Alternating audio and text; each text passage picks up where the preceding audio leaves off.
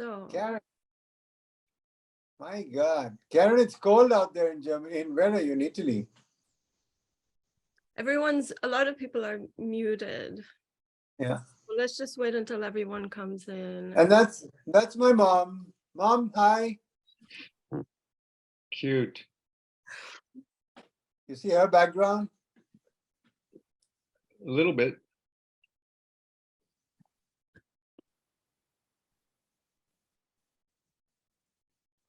Okay.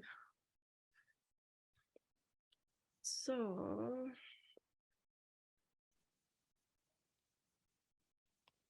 okay. We'll give it another minute. Okay.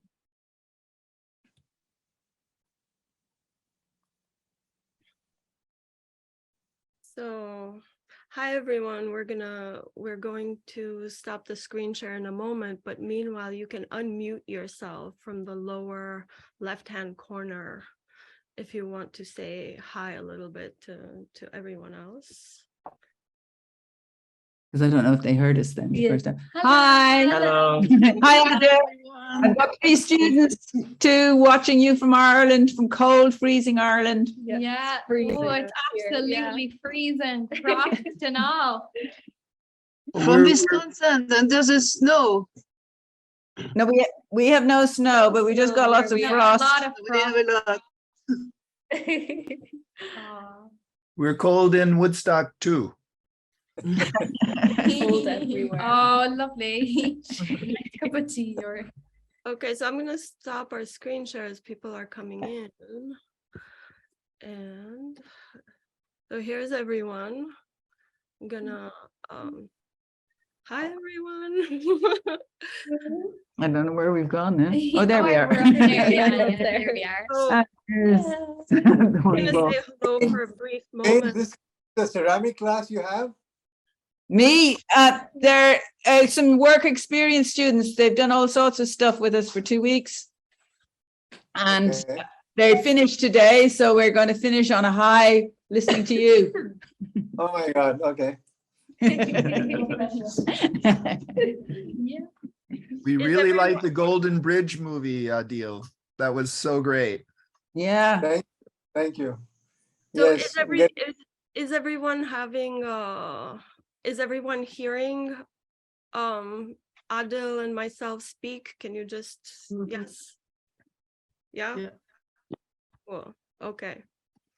Okay, so I'm gonna switch to speaker mode so we can just do a little bit of an intro to this. And that's gonna be me. You all see? Yeah, perfect. Okay.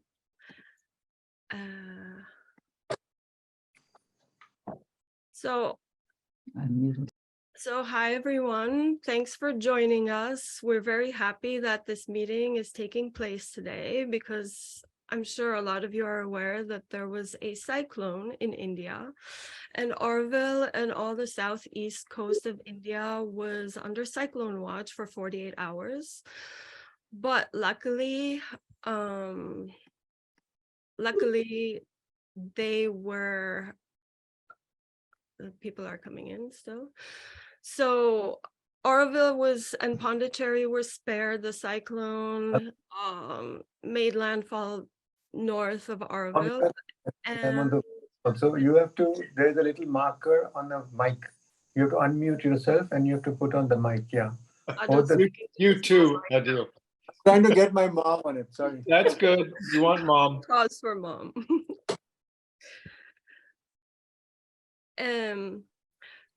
So Adil is completely solar powered where he is, so he was able to join us and the meeting is going on as planned.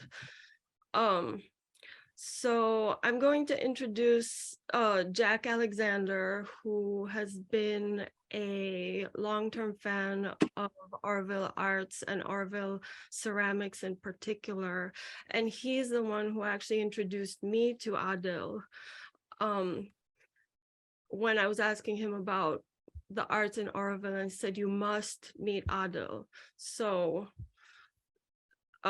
And Jack lived in Auroville in the 70s, and then he returned back, but he's gone back to Auroville almost every year since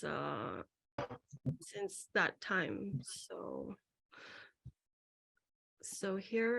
I'm going to pass the virtual mic to Jack. Good morning, everyone.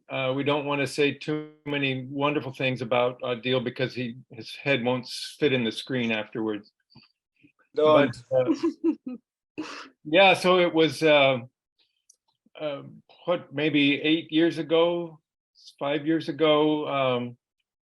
It became evident to me through my son's wife, Nicole, who had worked with an artist on a very large art piece.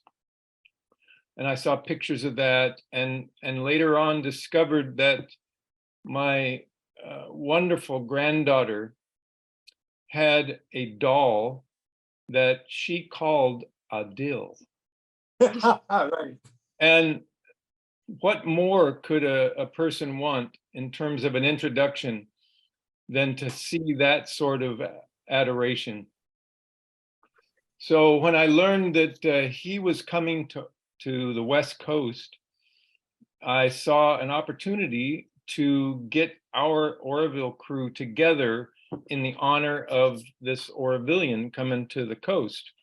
So I got Pooja and Ed and Mindy and Satya Giordano and Mary and others to come to a dinner, essentially in his honor, but really in Auroville's honor, because there is a club membership kind of parlance that everyone is a brother and sister. So it was just a reunion of people I didn't know completely, but we had a dinner, and ever since then we've been increasingly friendly and amazed at Adil's function and ability as an artist, and he will tell you in much greater detail, as will the I think the little movie tells that we're going to see. But that's it in a nutshell. And I think we should hear from Adil now. Are we having the movie now, or am I supposed to No, say you're gonna something? say hi. Hi. Okay.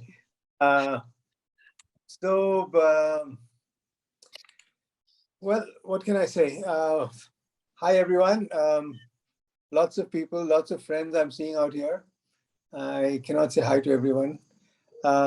Good to be here. Good to be part of Auroville International USA. We keep hearing a lot of things about you guys, but we hardly get to meet when you all are here because everybody's at meetings and nobody comes to my studio. But yeah, it's a good time of year in Auroville right now. We just bypassed a cyclone last night. It passed about 23 kilometers north of us, and some friends got hit in Chennai, but not us. And it's lovely weather. It's like 19 degrees centigrade, which for us is freezing cold. It's our winter. So yeah, let's see how this goes. I don't want to keep talking too much here because there's a lot of stuff that Yana has got lined up to show us. So I'm passing it back on. Okay, super. Okay, I'm just going to start a short film that our friend Stefano at Auroville Radio TV shot for us, showing Adil in his studio, and after that we can talk more about the really fascinating development of ceramics in Auroville. Ceramics in Auroville have a very long and rich history, and it's a very, very special development in the arts. Just by talking with Adil, I'll tell you now that the South Indian ceramics are sought after worldwide. People come from all over the world to use the special firing techniques where they have a very, very high heat wood firing method that's not really sustainable all, throughout the world. A lot of ceramic firing happens through gas and electricity, but in South India, wood firing is still is very sustainable because of the type of wood that grows in the local forests and because of the small setup.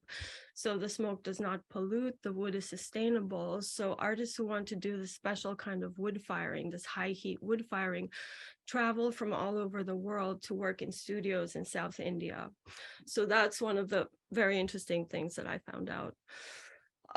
Aside from that, Adil, besides he's not a full-on ceramic artist, he is a multimedia artist who experiments with the clay medium, but he has two-dimensional work, he has three-dimensional work that takes all different forms. We couldn't capture everything in the video, but that's just going to give you a sense of the atmosphere in his studio.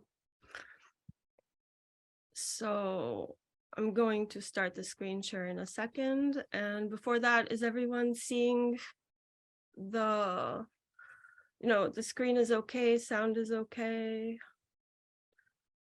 And the movie has been filmed by Stefano. Yeah, Stefano of Auroville Radio TV. Okay. So do video. Okay.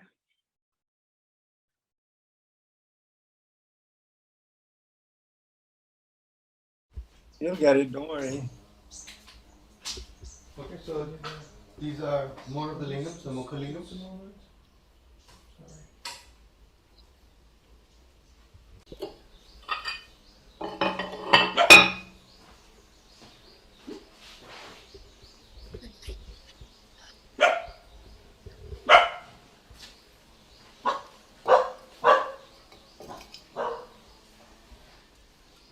So we are at Mandala Pottery in the community of Dana.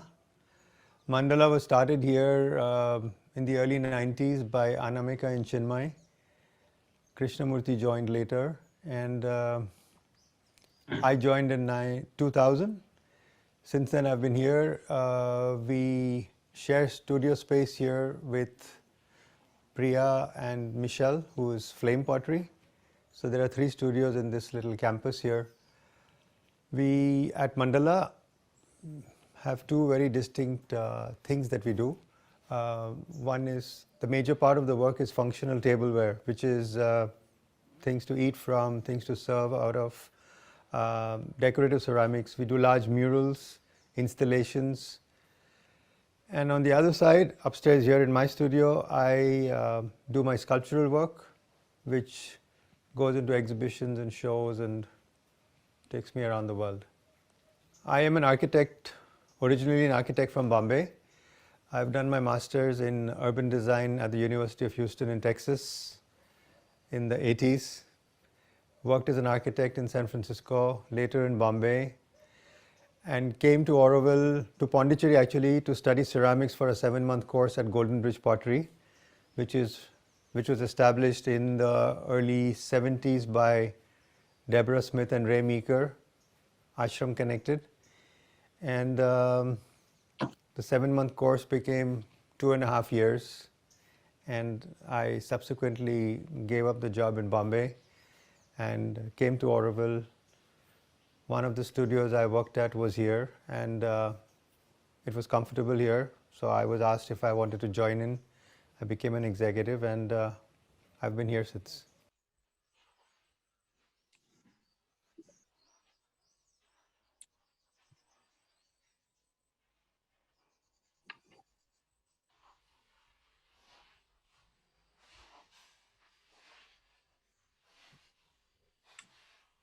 Pondicherry and Auroville has become a kind of niche market for people to source out ceramics, handmade, wheel-thrown, slip-cast ceramics.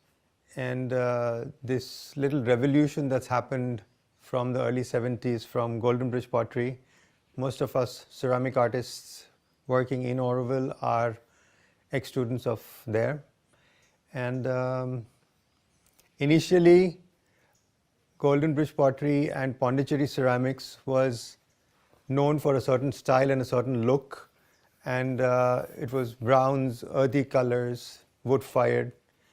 But slowly what's happened is over the last 20 years I've been here, all the studios in and around Auroville, not just Auroville studios, even the villagers and the village studios, people who've worked and studied at either Pondicherry or Auroville studios have started their own places in the villages. There's a kind of boom that's happened, and it's incredible to see when a foreign artist or a foreign buyer comes to this little quaint little place and sees so much ceramics going on. And it's no longer a small secret that we used to keep. Everybody knows about it. A lot of people are drawn to this. And it's a good thing. Krishnamurti,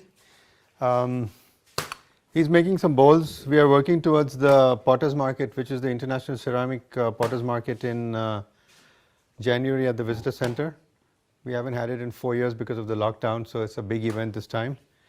And usually for the Potters Market, we take a set of objects that are not the normal things that we always make. So Krishnamurti is making some bowls. There's a certain way of stretching clay which crackles up like this, and he's using a press mold, and this will become these. And then of course when you fire them it's totally different. These colors will change.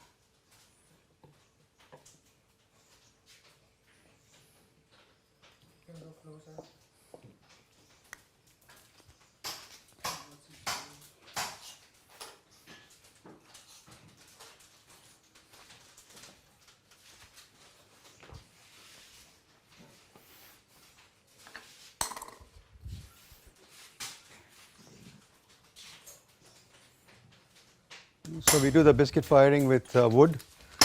Raghavan is doing the firing just now. And this is local wood sourced out from the hinterland around here. It's grown as a cash crop. We don't cut a forest to do the work we do. So this is casuarina that's grown here for what we do. So everything that we do is in 2 stages. This is the first biscuit firing. We'll unload this, we'll glaze it, and then do the glaze firing, which is either fired with gas or it is fired with wood.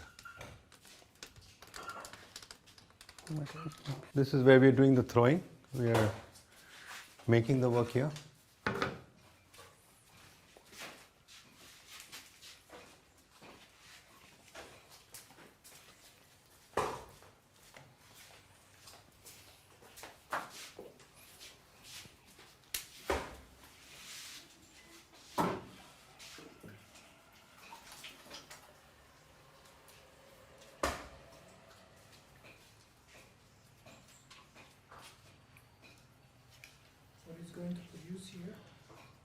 He's probably making a couple of mugs here. Again, all this is being made for the Potters Market.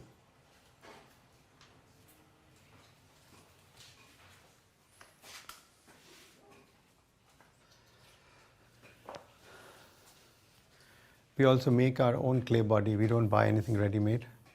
The ingredients are sourced out from various places in the country, because in Auroville you only get red clay, which is not good for what we do. So this is a than body. This grey color will fire to a white color, and then when you fire this, everything changes, and for example it becomes like this. So this grey color will actually fire to this color.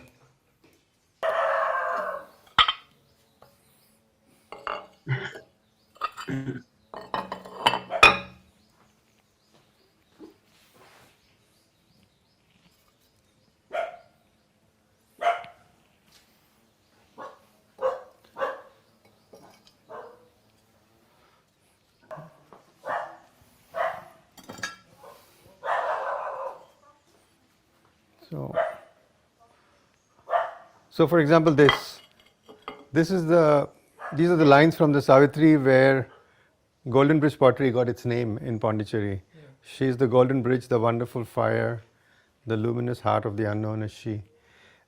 This is from the Savitri that Ray and Deborah picked up this name Golden Bridge, and it's become Golden Bridge pottery. For the Sri Aurobindo's 150th birth anniversary, there was one exhibition in the ashram. There was one exhibition in Auroville, for which I said I have to do something more topical. So I decided to make these panels with text from the Savitri. So this little version of Savitri has been with me from 1998, given to me by a friend then. At that time I had no idea what the ashram was, what Aurobindo was, but this book has been with me, and it goes into a lot of work that I do, the text that I write, I refer to it a lot. So for example, these panels, they start out as slabs of clay like this.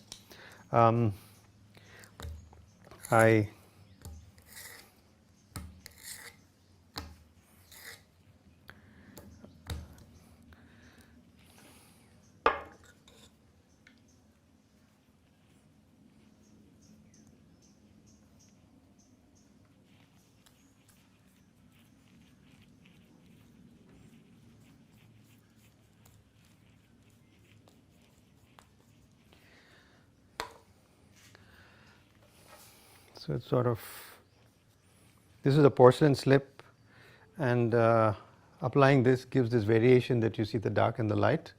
It comes from doing something like this. The gray will become brown and the white will stay white. And on this, for example, what I do is on any random day, I have some tags of what text I like. I open, and that page becomes what I do here. So let's say we are doing this.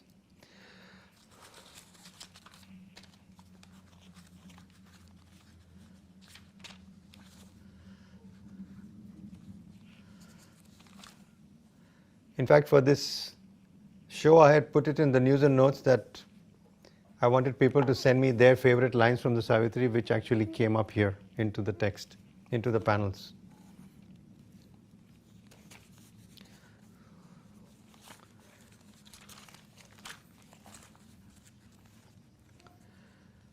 Do you have a favorite set of lines?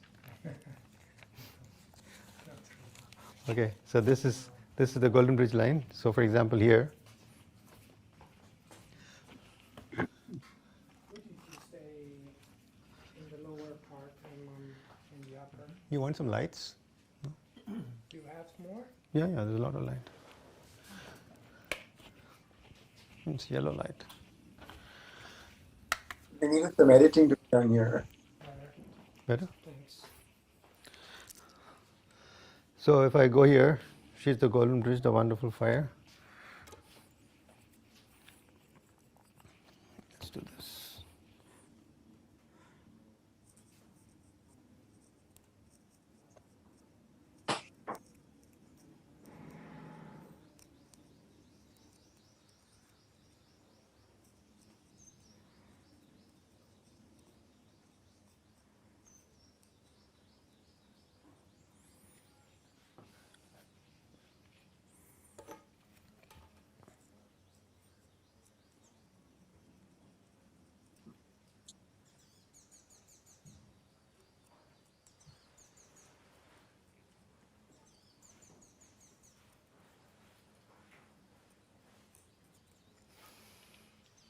It starts with something very basic like this, and then slowly you kind of embellish it. I like to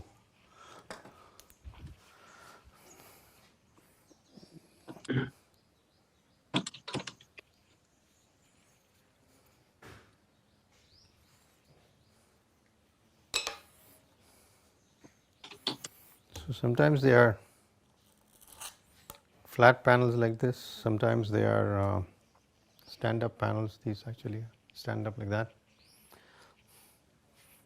This is my little logo.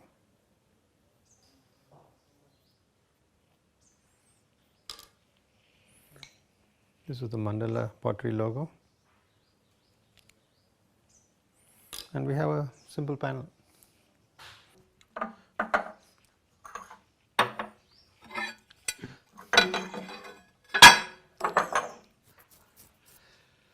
So I'm doing a series which is called the Sweet Dreams series. It has these figurines, slightly edgy, very debatable about how people react to them. A lot of people are put off by it. A lot of people love them. Point being, nobody just walks by, ignores them, because there is something that is there in this single image that is one small mold which I used to make all these different things with them that somehow touches people. It's about the baby form. I don't call them babies, people call them babies.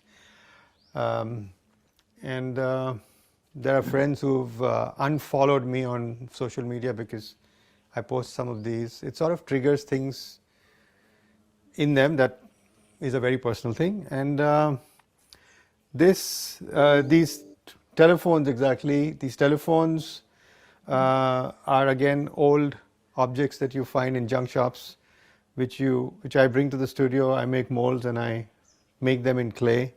They also are memory triggers. People remember the old telephones, the old transistor radio that's there, things like that.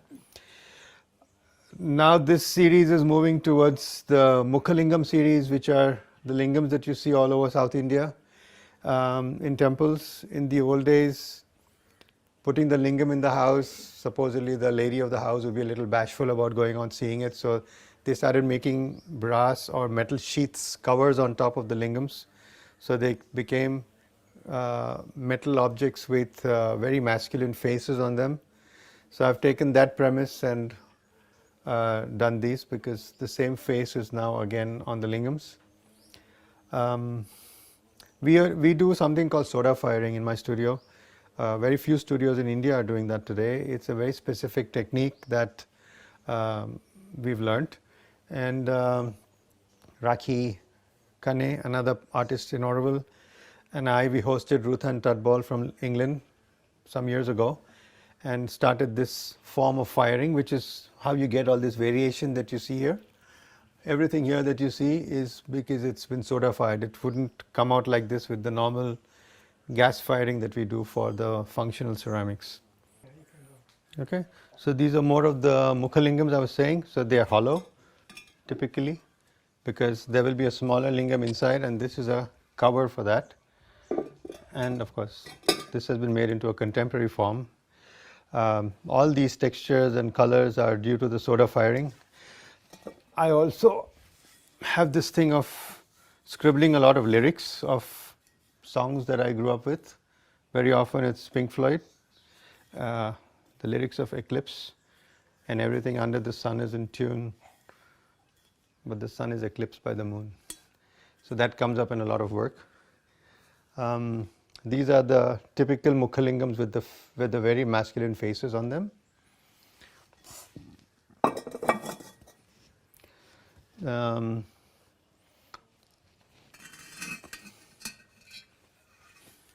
This piece.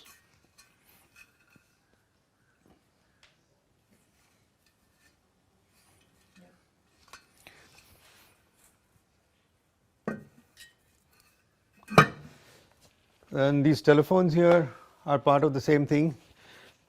There was a friend of mine, Nargis, who died at the age of 97 in Auroville.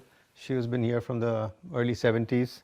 When I was clearing up her house in creativity, I found her suitcase, her transistor radio, telephone, stuff like that. I brought those things here and I started making molds out of them and using them. Muni has given me this telephone to make a mold out of. So I like to use objects that are kind of discarded and give them a new form, a new life, a new vibe. These hands, for example, these are discarded molds from a latex glove factory that is in the vicinity here. They've just made thousands of molds of plaster and thrown them away. I brought them here and I started making them. And I've combined the Sweet Dreams series. These are discarded pyrometric cones that you see here. Again, normally just thrown away. I use them in my work.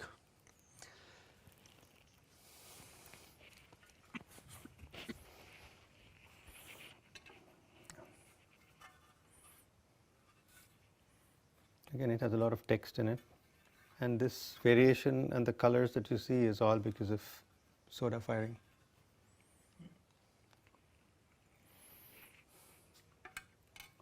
And everything under the sun is in tune, but the sun is eclipsed by the moon.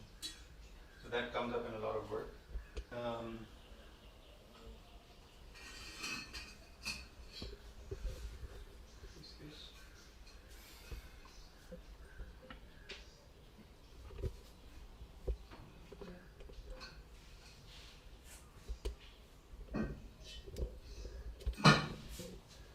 These telephones here are part of the same thing.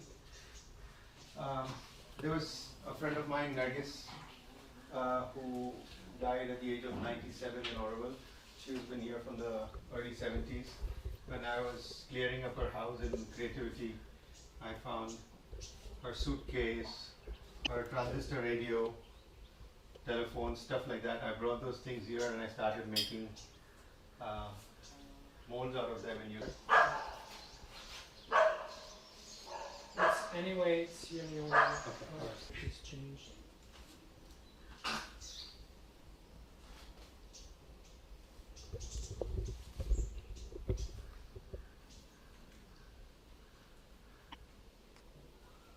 Yeah, you can go.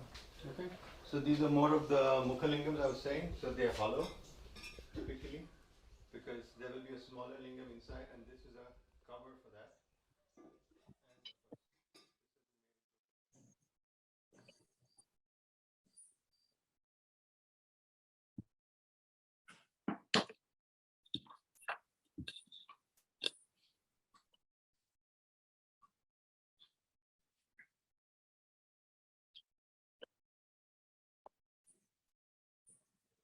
Okay, well, thank you, Adil. Thanks for opening up the studio to Stefano for the filming. And I thought, it was so interesting for me to see some of the textures in the work, because I don't fully understand how those are created, but I understand that that's, it must be very interesting to just start a series and see, like, it seems in a way that it's very open-ended, like you start with a theme, but then the process sort of leads you to a different outcome every time. So it's it's a pretty special pottery process.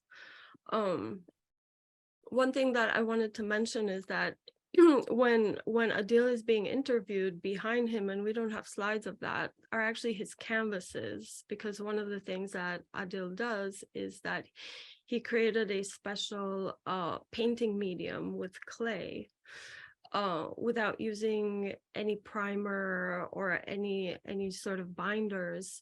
He actually creates this big two-dimensional works that are based on some of his pottery themes, and it's sort of like a combination of a glaze, a pottery glaze, and a large-scale painting. And he also has these incredible ceramic murals that we do not have slides for. I don't know if Adil might have slides for that. So I'm gonna ask Adil now if you want to tell us a little bit about the work you're doing right now, and just have there been any changes in ceramics and the art scene in Auroville over the past 2 years, as the world is changing, everything's at an inflection point. And do you see that happening in ceramics and in Auroville arts? Wow, that's a big question. Okay. Yeah, since the lockdown, and since we've opened up post-lockdown, we have been the busiest that we have been in the last 22 years. I've been doing ceramics at Mandala. What's happening is total strangers walk into the studio and place large orders. I have architects coming in saying, we want a mural for this place, we want an installation for this place. If I post anything on Instagram, the next day I have another order for something else. And that's not just me. I think everybody is super busy in Auroville, in the villages around Auroville. It's like boom time. I think what's changed in the lockdown period is that people have been sitting at home, looking at the melamine, plastic stuff on the table and saying, we want something better on this for ourselves, not just for a guest who's going to come. And we want something nice on a wall because we are here in the house looking at this all day and not somebody else. And that shift has happened and it's good for everybody. So it's functional stuff also, and it's also art stuff. Mm-hmm. Do you think that people are also becoming more interested in creating ceramics, not just consuming ceramics? I get emails saying, dear sir, I want to work under you. I said, no, nobody's working under me all the time. Yeah, it's like it's something that's, again, very typical of what's happened the last couple of years. Everybody wants to come and work in clay. There are a few studios in Auroville where people have this facility to come and work with artists in Auroville. We don't. I have this thing that if I'm teaching, it's a full-time job, and I'm not ready to do that. I don't want that to interfere with my work or the other way around. It's not fair to the person who's coming. So I don't teach. I have just about 4 years back, I took in an intern, Tosha Parmar, an architect from Ahmedabad, my first intern in all these years, and she's a major part of the studio now. We see a lot of architects also turning into ceramics. So I keep telling my architecture friends, if you come to my studio, you better be careful. Something might happen. They might never go back. Yeah, so that's the thing, that there is a lot of interest in ceramics from everywhere else. What I don't understand is why there's no interest in ceramics from Auroville itself, I don't see a younger generation of Aurovillians coming to the studio to do this. My own friends who pass my gate in Dana community 4 times a day going up and down, I have not seen for years coming into my studio. Okay, and transition school, TLC, future school, last school, everything. The campuses are just 5 minutes from my studio. I don't see students coming in. And I think that is a terrible thing. It has to be part of the curriculum. One of the things I want to do is I've told my arts and crafts teachers, my friends who are teaching arts and crafts, please bring the kids over in the art class or whenever you want to. Mm-hmm. But it just somehow doesn't seem to happen. And I don't understand why. And I want to set up a kind of fun where if the school is not taking this up, then it should be done some other way. There is no next generation coming in, From the time Ray and Deborah started ceramics in Pondicherry to all the generations still, the 30-somethings, 40-somethings in Auroville, there is no younger generation today that shows interest in clay. Mm-hmm. So something has to change there. So why, when I visit Auroville, I'm always very impressed by the nature, like being in Auroville is like, it's almost like being immersed in nature, and the red clay is everywhere, So I would think, coming from the outside, that it would be very natural for people to be drawn to experimenting with that material. But do you think it's I also noticed that in youngsters in Auroville that they're very fascinated by Western culture, and there's a huge draw to rock and roll and pizza everything that's Western.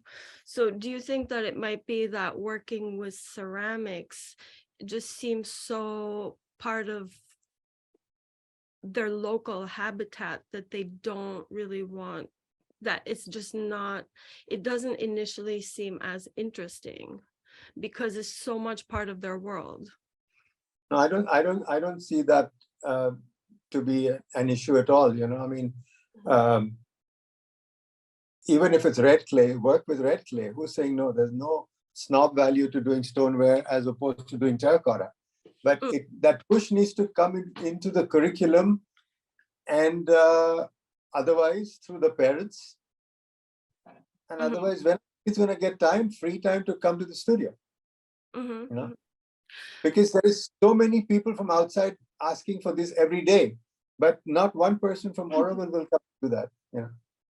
So, Jack, do you have any insights? Because Jack's daughter-in-law is an artist in Auroville, and he might have a little bit of a personal insight in that, or anyone yeah, else. I don't remember Romaya coming to my studio ever, maybe once. Right. Long. So even though she idealizes you and created a doll in your honor, she has gone with some regularity, and you would know the name of this better. It's a small workshop on the road down towards center field. Yeah, that's called White Peacock, Saraswati, a Russian Right. girl. So they're welcome there on the weekend days. Yes. And she has made the most wonderful ceramics, and it just blows my mind how artistic she is at this tender age. So I think maybe, you know, something like that would be a way to make the connection of the people that go there, because there's not that many wheels in Auroville available to just anybody. There's very few kilns. So I think there's probably some infrastructure barriers as well. If Nicole was to put a wheel and a potter at the visitor center and charge money for people to come and try it, you would be making more money there than anybody selling anything in the boutiques there. Ah. I think going back to Romaya, part of the element with is enticing them in as children. They're not going to be making grand objects right away, but if they get their hands on it, enjoy it. So your pottery is on a grand production scale. But that should not be intimidating. In fact, these babies that I make, the kids are more fascinated seeing them than the parents. And it's always nice to see reactions from different people and seeing how people react to the work. You know, the parents will shield the child away from these objects, and the kid will want to go and play with it.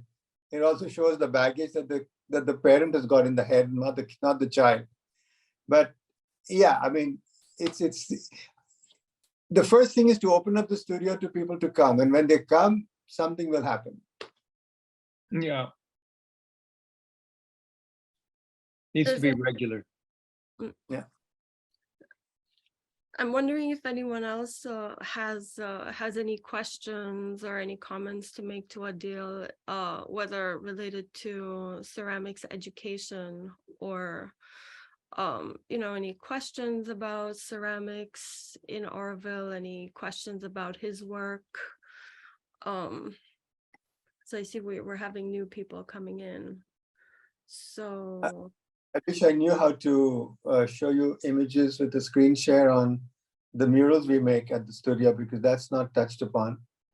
And we can we're going to send some more photos with a recording in a couple of days. Everyone's going to receive a link for the recording, and we will send some more images that we weren't able to show now. Okay. So is anyone in the audience also a ceramicist or a potter? Oh, I see lots of people here, but you don't. but I'm not noticing. No one wants to. Okay. Pankaj. Okay. So Yeah. Pankaj, question, yeah. Yeah. Hello. Nice. Adil, nice to see your works and knowing about the activity in Auroville.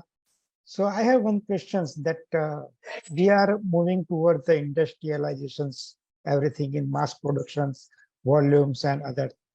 So the indigenous works like this artist is going to be suffer in all different areas, whether ceramics or whether in different part of works, just like the painters.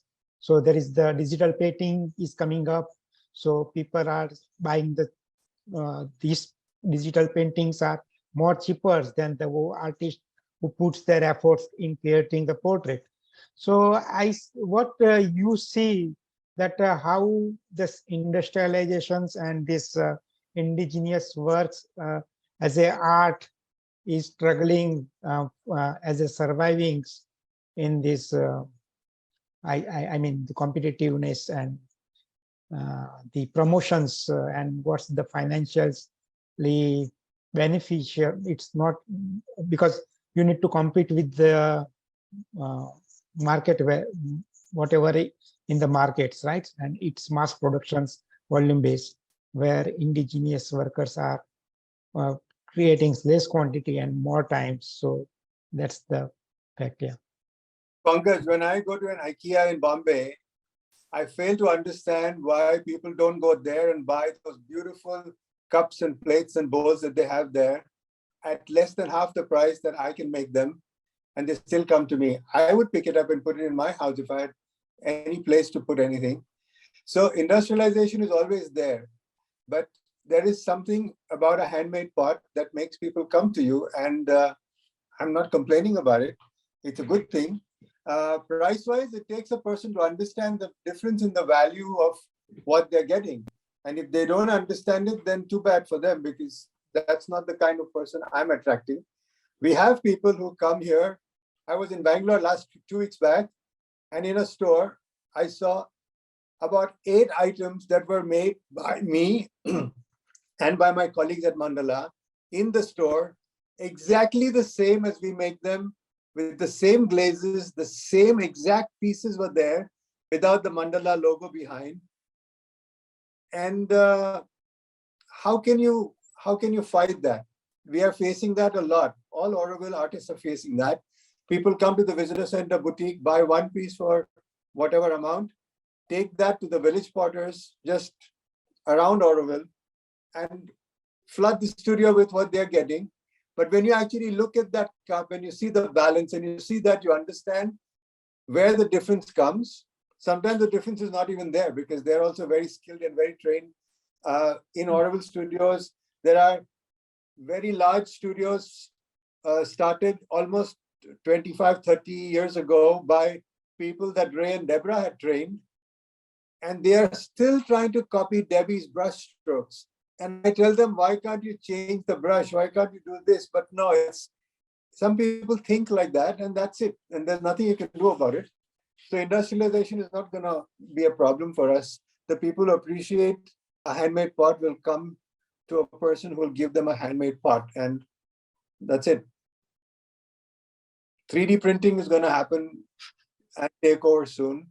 You'll have a machine making a pot for you. It'll probably be as beautiful as anybody can make it by hand. Somebody can take one anagamified piece from here and take it to China and make 500 copies of that. And they will do the R&D for you in 2 days and give you the same piece, exactly the same. But we are not trying to compete with that. We have our own niche market, and that's it. We are happy. And we stay small. We don't want to become an industry. Yeah, it is. I think it's in the art industries, whether it is movie or it's a painting or it's a. I mean, you see a digital print on a wall, you know it's a digital print. What's the value of that? Right. There's no value to that. Yeah. Yeah, but what my question is the new artist who is just pursue their career in this art professions. So they are feeling insecurity in pursuing the careers in the to become artist, because it's more competitive and it's more it demands more patience compared to the other professions. It takes a while to break into the field, and I've been doing it for 20 years. 5 years into the field, I was not at this stage. Today I am, thankfully, and that's fine. You need to keep up with it. It's no problem. Jane, you need to say something. In what way? It is an indoor field. She knows the ceramic scene in India as much as most people out here do. And you've seen a lot of village studios in India, in villages. Yeah, up in Rajasthan, yeah, in Molela and places, yeah. But I missed some of that. I had to pop upstairs for a minute, so I missed some of that question. What was the question? The thing about a handmade pot, and why would you come to a person making a handmade pot when you can get something industrially made at half the price, you know? Yeah, but it's a different market. Yeah, I mean, there's always like, why would you buy a painting rather than a print? Why would you buy, you know, some people will and some people won't. It's an option. You know, why does anybody, I think most craftspeople do it not to make a fortune. They do it because they sort of have to. It's a feeling in them that they want to express themselves that way. And we make things, and hopefully enough people will buy enough so you can buy some more materials. It's a different mindset, basically. And the people who buy it, it's a different mindset. But it was interesting you saying about how none of the people locally will come into the potteries in the same way, and that there's no young people sort of wanting to take it up. Now, as you know, we have a craft shop and gallery here in the small village that I'm in.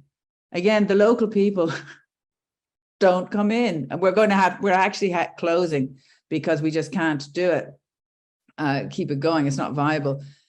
But like the people that support us are nearly all from sort of outside, and then they come and they love the place and they think it's amazing, but there's not enough of them, you know. So it's sort of like, I think, stuff on people's doorstep often, they just take it for granted, and then suddenly it's gone and they think it's, oh, that you're gone, oh, that's terrible, but they've never actually come in the door, you know. So I do sort of relate to that bit. But we have 3 good students here with us who've been really keen, and we don't want to put them off because they're starting off on this whole creative. Is there Auroville International in Ireland? Is there what? Auroville International? No. There's only a couple of people who might vaguely know about it. I've got to fill them in on what on earth is Auroville now afterwards. Yeah, I don't think there's very many people. I know of a few people that know about it, but most people have no idea. There is an Auroville International representative in Ireland. Oh, is there? Yes. If you know, if you're interested in getting in touch with them, I could. Oh, sure. I've got my own Adil. But no, I don't know. There certainly isn't an organization there that, you know. Is in charge of the international game. Julian might know. Yeah. Well, but we met some wonderful Irish Aurovillians in Bridget of Tamarai School. She's wonderful. So we can definitely she's Dutch. She is not Dutch. She could be, even if there's lots of Dutch people here. Anyway. No, I thought Adil was just saying, was there an Auroville organization here? And there certainly isn't. But there could be people who have been there. I mean, I've just been and visited Adil in Auroville, and I did take part in the last Potters Festival, the one in 2019. Yeah, that was that's the last time I've been to India. I will speak to the Auroville International representative in Italy, in Ireland, and let them know that people think there isn't one. I just posted a link for Jürgen and for the Auroville International main site, but Jürgen is the representative, and I posted his email. So Okay. you might click on that link before the meeting ends. I think Adil's got a top shelf clientele. We had just had some of his students here in Woodstock. That's Vishaka Desai and Robert, who very much remember their visit to his studio. Lost it, And I think of ceramics as being especially local, just from the weight of things. And we're fortunate to have a potter next door and buy her stoneware. And then every once in a while, you know, you come across something extraordinary, like the cup we have of the micaceous earth. That was so we're very fortunate that way. I was wondering though, Adil, is the way we've kind of researched wattle and daub wattle and daub and other building techniques, is there a sun-dried or eco firing? I know the wood is sustainable from the local bioregion, but is there something even the next step?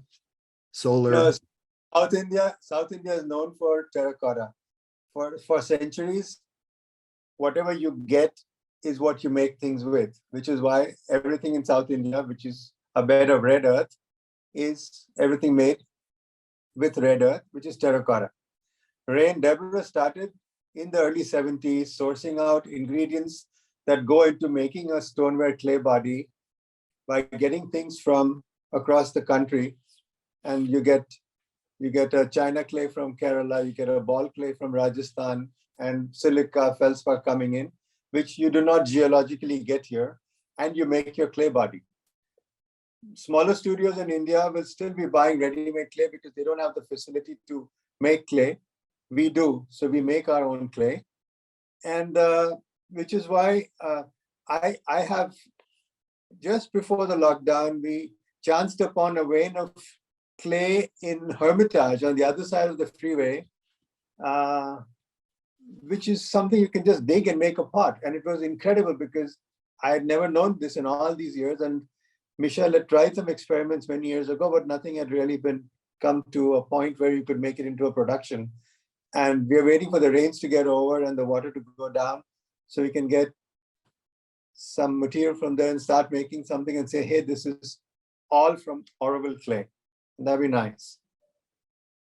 In fact, I'm seeing a friend of mine, Rajiv here. Rajiv Chidambaram, he's hiding, he's not showing us his face. He and his wife, Sai, are in Canada. And I got to know them a few years ago when they approached me saying that we want to export, we want you to make things for us and we want to sell it in Canada to the continental US. And he's come back to us after that, after being sold out, which is a good sign. Rajiv, say hi. Maybe you have something to say. And he's selling mandala stuff in the US.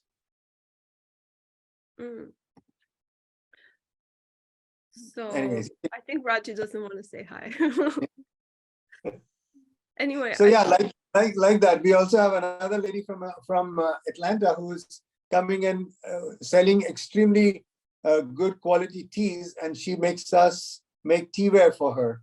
So she sells that online. So there's a lot of this being sold in the US, but maybe the name is not mentioned as coming from Auroville.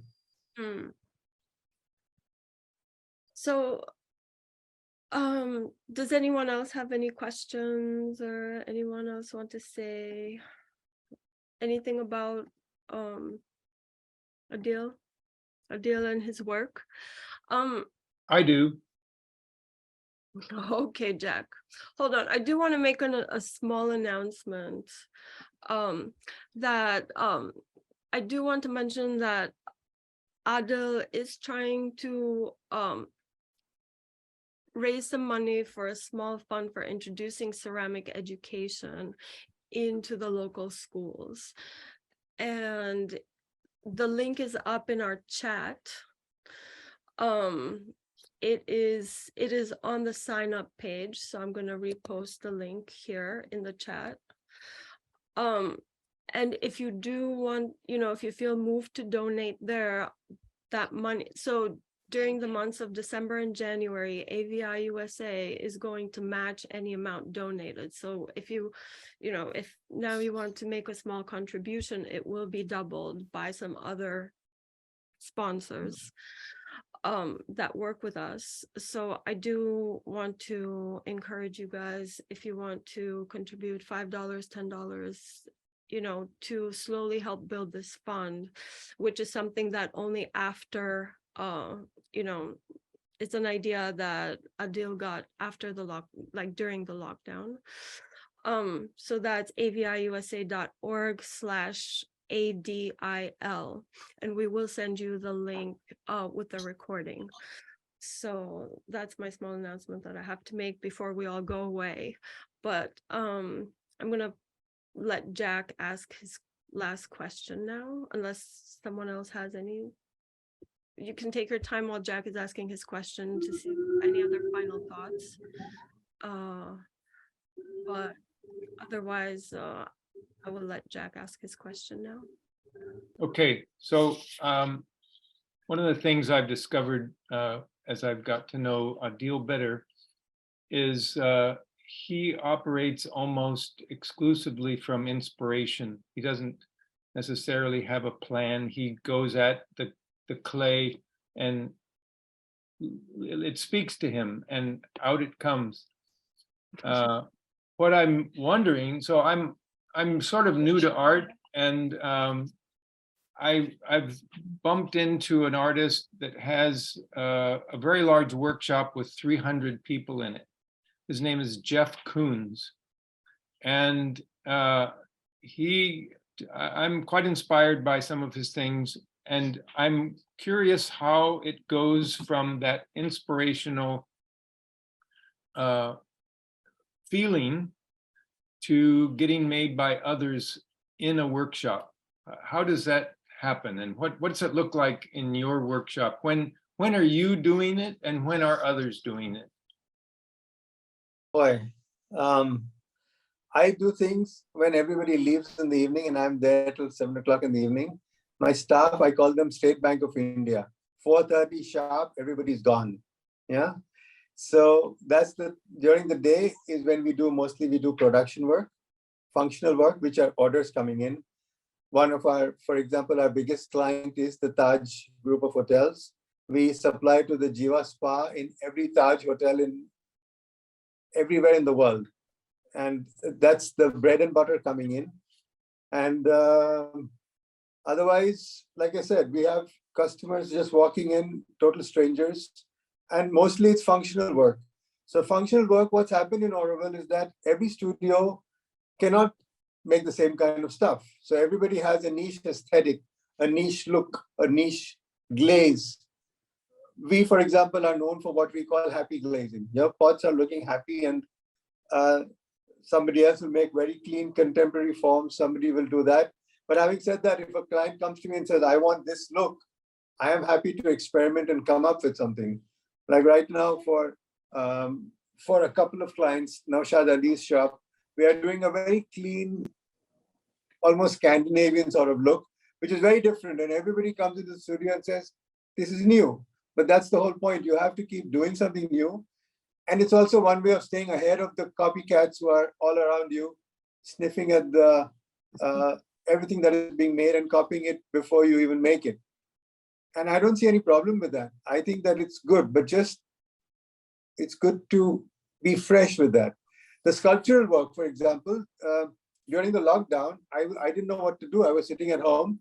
At night, I would go on the bike and get some clay and come to my house. And my dining room was my studio. And I started making my little figurines. Some of these babies you see in the background were made during the lockdown in the dining room and fired later. That became La Corona Familia, the Corona family. So you have to make time for the art part of it. And the rest of it, it's a blessing that the studio keeps running like that and the orders keep coming in. So no complaints about that. Every second person who walks into the studio, who works in a 10 by 10 little studio in an urban setting, is amazed at the amount of space that we have in Auroville. That's the blessing and that's the grace, right?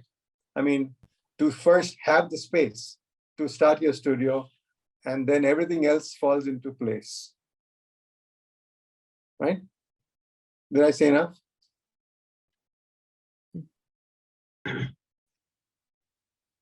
I have the question of how do you plan to entice young people to come learn with you? I mean, Show not them, maybe. I'll show What? them the babies. I'll show them the babies. They can come and make their own babies. No, I'm kidding. Now, the kids don't need anything to be enticed. They need to be there. The first thing is to be there. Once they are there and they have some time, okay, the parents go and say, okay, I'm leaving you here for an hour. That's all you need. And then the kids will do what they have to do. You cannot tell them at an early age what to do. They're still learning how the clay feels. That's a very different. So you're planning to set up a time for kids to come and play with clay. I am happy to open up the studio to that, and we would streamline it and make sure that it doesn't become an intrusion into the studio, because it's definitely going to change the dynamics of something or the other. But this is something we can work around. It's not a problem. Sounds like fun. For them anyway.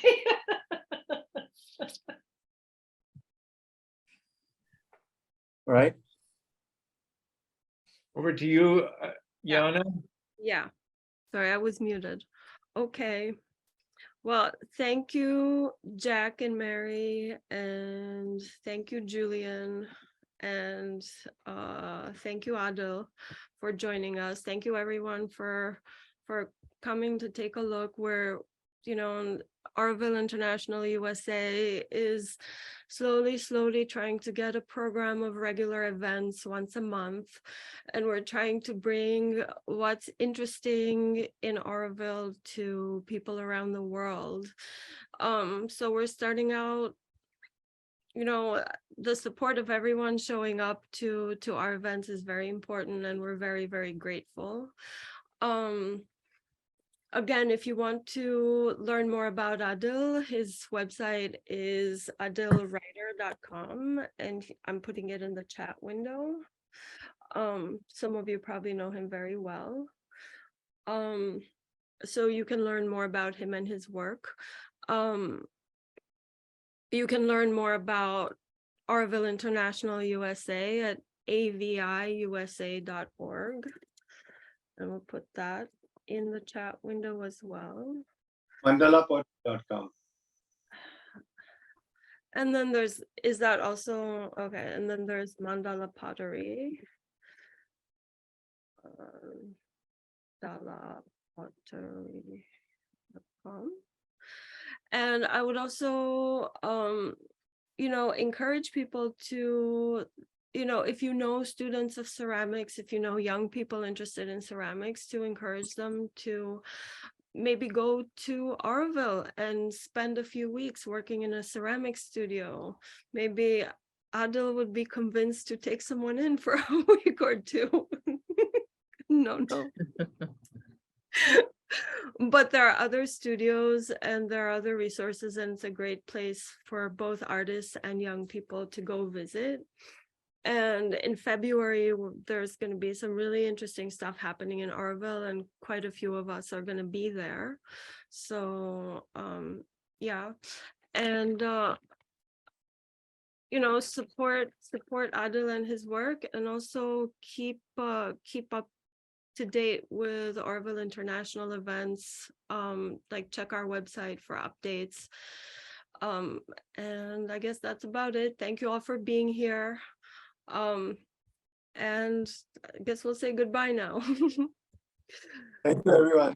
Nice. So thank you very much. Thank you. Bye. Namaste. So now.